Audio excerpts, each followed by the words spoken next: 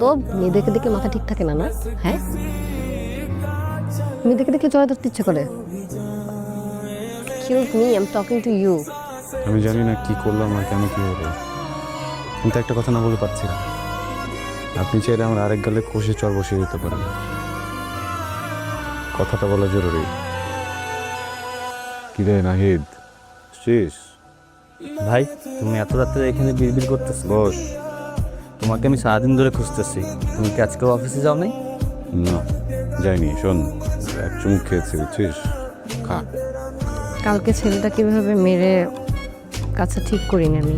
আমার আসলে ওকে একটু সরি বলা উচিত আর ধন্যবাদও দেওয়া উচিত। কি বলেন ম্যাডাম, কখনো এটা করবেন না। কেন? আরে ওরা এরকমই, একটু রায় পেলে মাথায় উঠে যাবে। ওদের সাথে কথা না, চর থাপ্পড়ই পারফেক্ট। আচ্ছা ঠিক আছে। জি ম্যাডাম, আপনি ঘরে গিয়ে রেস্ট নিন, কিছু প্রয়োজন হলে আমাকে জানান। টাকা পাঠায়, এখন তুমি আসতেছো না। এটা ওখানে থাকলে তোমাকে কেউ খুঁজে পাবে। তোমার কথায় বাসায় কাউকে না জেনে আমি এখানে আসছি, অথচ কি নির্বোধ তুমি। আমি একা একটা মেয়ে এখানে থাকবো? অফিসার প্লিজ, যেভাবে পালন দ্রুত আমার মেয়েকে খুঁজে বের করুন। আসলে আপনারা করেন কি বলেন তো কোন বিষয়ে?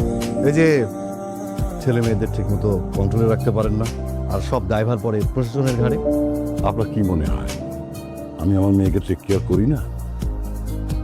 আমি আসলে স্পেসিফিক্যালি আপনাকে বলিনি, তবে অনেকের ক্ষেত্রে এরকম হয়।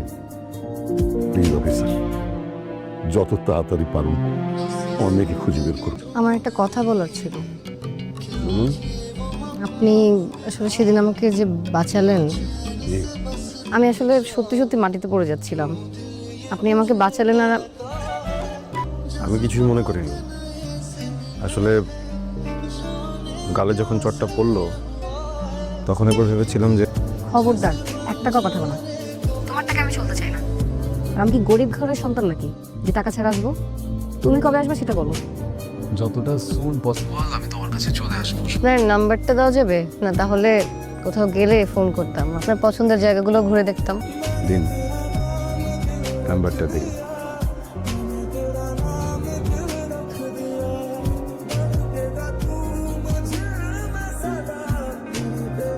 Thank you. ফোন করবো আপনাকে আমি। জি। বাই। তোমার এই যে বড় হয়ে আছে না জাহিদ, সারাদিন পার্ক এসে বসে থাকে, ওর আর কোনো কাজ কাম নাই। তুমি টেকনিক্যালি একটু বারণ করতে পারো না, ও যেন পার্ক এসে বসে না থাকে। ভাই তো আসে কিন্তু কাউকে তো বিরক্ত করছে না, আপনি তো নিজেই দেখেন। আমি কিন্তু রাগি নাই, আমি রাগলে ও পার্কে ঢুকতে পারবে না। সেটা আপনি করতেই পারেন। এই যে সাংঘাতিক অবস্থা, আপনাকে আজকে হঠাৎ এখানে কেন নিয়ে আসলাম জানেন? না, কারণ এই নদীর পার আমার খুব প্রিয়, পার্কের থেকেও বেশি প্রিয়। এটা কথাও খুব দারুণ বলে। বলতে তো হবেই, একা মানুষ, একা জীবন, এই কথা নিয়েই তো বেঁচে আছি। জানেন, আমি নদীর সাথে আত্মীয়তা করে নিয়েছি। নদী বাবা, নদী মা, নদী সব কিছু। আমি আমার সব সুখ দুঃখ, ভালো কথা মন্দ কথা নদীকে বলি। একটু সবজি দিয়ে সবজি খেতে হবে। তোমার কত বছর এরকম করে খাওয়াই দিবা? মায়েরা তো তার সন্তানকে অনন্তকাল ধরেই খাওয়ায়, মায়েদের ভালোবাসা সন্তানের খাওয়ার মধ্যে মিশে থাকে, এটার তো কোনো শেষ নাই। আর একটু তাড়াতাড়ি খেতে হয়, তো বড় হইছো না। ক্ষুধা লাগছে? আচ্ছা, আপনাদের এখানে আশেপাশে ভালো রেস্টুরেন্ট কই আছে? কই খাবেন আমাকে? যেখানে বলবেন ওখানে খাবো, কিন্তু আমাকে 20 মিনিট সময় দিতে হবে। কেন? কোন রেস্টুরেন্টে খাওয়াবেন সেটা ডিসাইড করতে 20 মিনিট লাগবে? তো এটা যেটা বেতনটা হয়নি তো। কোথাও যাওয়া লাগবে না, আমি খাওয়াবো। ম্যাডামের কি মন খারাপ? কিছু খুঁজছেন ম্যাডাম? ব্যাগটা খুঁজে পাচ্ছি না। বলেন কি, এটার সাথে কি আপনি দেখা করেছেন? আমি নিশ্চিত ওই আপনার ব্যাগ দিয়েছে, কারণ ও আজকে পার্কে আসুন। ফিরে গেলে তো সমস্যা, আমি তো সেলাই করতে পারি না। কলার ছাড়েন। ম্যাডাম, এই বিয়াদবকে ধরে নিয়ে আসছি, এই আপনার ব্যাগ চুরি করে। আপনাকে কলার ছাড়তে বলছে, আপনি কলার ছাড়েন। পরে বসতে হঠাৎ করে খুব পরিচিত একটা ঘ্রাণ এসে নাকে বাড়ি দিল। পরে ওদিক তাকিয়ে দেখি একটা ব্যাগ। আপনি কিভাবে বুঝলেন ব্যাগটা আমার? পৃথিবীতে দুইটা জিনিস মানুষের স্মৃতিতে একদম গেঁথে যায়, একটা ঘ্রাণ আরেকটা গান, যেটা চাইলেও মানুষ কখনো বলতে পারে না। আসি, সাবধানে থাকবেন। আপনিও। আমি আর এক মুহূর্ত সময় দিতে চাই না। তুমি আর কখনো আমাকে ফোন করবে না, তুমি আমার কথাটা একবার বোঝার চেষ্টা করো। আর কোনোদিনও না। মা, মারে, কই তুই? কি হয়েছে তোর? কাঁদছিস কেন? বাবা আমি ভুল করছি, তুমি কি আমাকে ক্ষমা করবা? অবশ্যই। ছেলে মেয়ের উপর বাবা মা রাগ করে থাকতে পারে না। কোথায় তুই মা?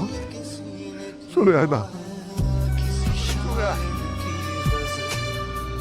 আচ্ছা, জি, অনেকদিন তো থাকলাম, বাড়ি ফেরা উচিত। আর কখনো দেখা হবে না? হবে হয়তো। আর কিছু বলবেন না? বাড়ির ঠিকানাটা চাইবেন না? যার নিজেরই বাড়ি নেই, সে আরেকজনের বাড়ির ঠিকানাটা কি করে বলেন? একটা কিছু বলেন। আমি তো আপনাকে একটা নাম দিয়েছিলাম না, সাংঘাতিক অবস্থা। নামটা ফেরত নিলাম।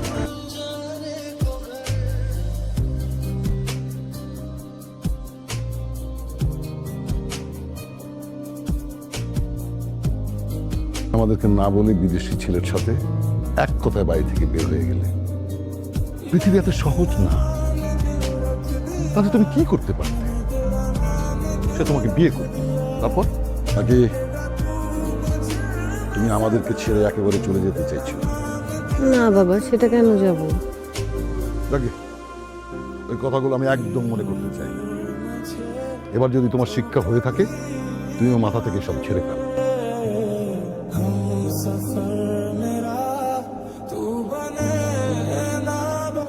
আপনি প্লিজ আমার সাথে একটু কথা বলবেন প্লিজ। নিতু, আপনি কিভাবে বুঝলেন আমি এখানে আসছি? চোখটা খুলুন, তারপর বলছি। আপনার পারফিউমের ঘ্রাণ। পারফিউম? ঘরে আসার পর থেকে কেন যেন পারফিউমের ঘ্রাণের পাশাপাশি ভয়ঙ্করভাবে ভরপুরভাবে আপনার ঘ্রাণ পাচ্ছি। দেখছো বাবা, কি পরীক্ষায় পাশ করলো? আচ্ছা ঠিক আছে, দেখ তুই যা ভালো মনে করিস। কি অদ্ভুত, কিভাবে একটা ভুল মানুষ আমাকে ঠিক মানুষটার কাছে নিয়ে আসলো। আপনার আমাকে ঠিক মানুষ মনে হয়? পরে যদি দেখেন ঠিক নেই, হাত পা ভেঙে নদীর পাড়ে বসে রাখবো। এমনিতেও তো আপনার বসে থাকতেই ভালো লাগে।